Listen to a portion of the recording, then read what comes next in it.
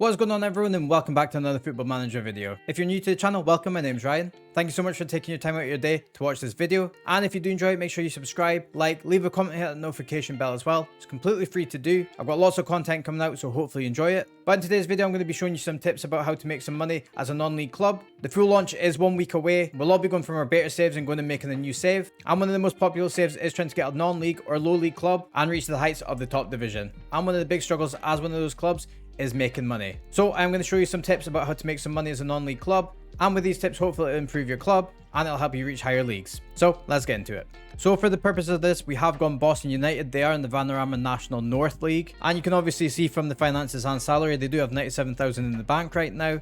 They've got a 5,000 transfer budget, and they've just got under 8 grand for their weekly budget as well for their wages. They have only got 97. That will drain quite quickly. Obviously, it depends on the fan base, how much people turn up to the games, other incomes that you can bring in, transfers, all that kind of thing. But there is a good way of actually making some money. And to do that, you've got to go to your schedule screen and arrange friendlies. So friendlies are a huge way of making some income. As you can see, you've got plenty of spaces here that you can do it in.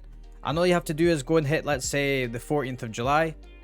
And all you need to do is go and try and pick one of the clubs. So if you want to try and go, for instance, for Preston, you would have to pay them 24,000 or just £24,500.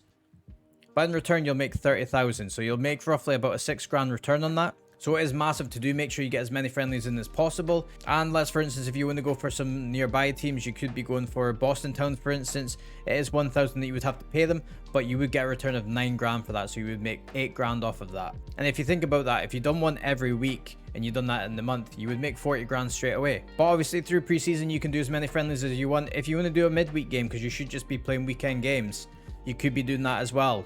Obviously, you don't want to burn out, but you could be playing a second string squad, trying to get some players match fit again. So there's great incentives to do it. You get game time for your players that need to get match fit, and you also make money from it.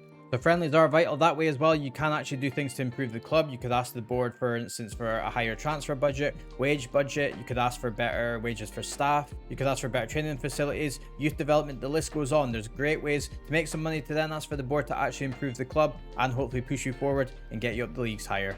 But there's another great way to make some income, and it is to get a parent club. You actually want to go to the board page, you want to make a request, go to networking, and you want to ask for a senior affiliate.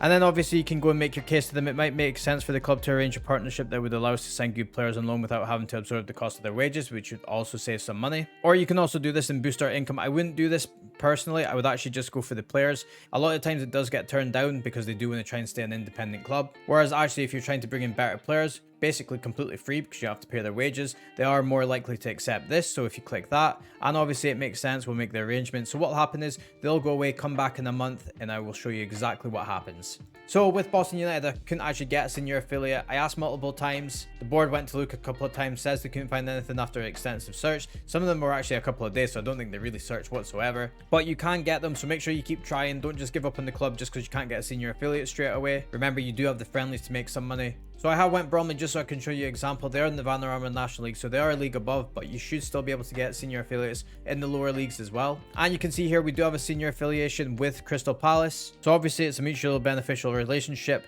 and you get different clauses with what happens. So sometimes you will get an annual fee, which does help. With this one, it doesn't have one, but you do get them. It tells you the start date and it also tells you what the actual stipulations are. So Bromley have the option to request a friendly between the two clubs. Bromley will host and keep all gate receipts. Crystal Palace will be under no obligation to accept the friendly or to field this. So they might not take it, but they usually will, especially in pre-season. And then the only other clause here is when they play in the same division, that will terminate the contract. But obviously you can go and look for another senior affiliate if you want to.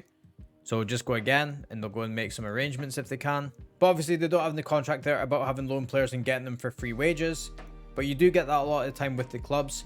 But with having a Premier League club as an affiliate, look and see how much money you will actually make. So Crystal Palace, and you can see here, this is going to be massive. So you don't have to pay Crystal Palace any money whatsoever, but you're going to make a massive £76,000, which is absolutely huge. So for instance, with Bromley, they've got 260k in the bank, but that will get depleted, especially with them being on 18k a week as well. So even getting that one friendly match is absolutely vital. And then if you go and get the other ones, so for instance, let's go and have a look because it'll probably be a bit easier here. If you go to Yeovil, for instance, you get 6 grand, you'll get 10 grand back, and so on and so forth. If you go, for instance, for, let's just say, Lewisham, you'll obviously pay £350 there, but you'll get 7 grand back there as well. So you can make huge returns for making friendlies. So if you can't keep on top of friendlies, make sure you do it midweek as well if you can.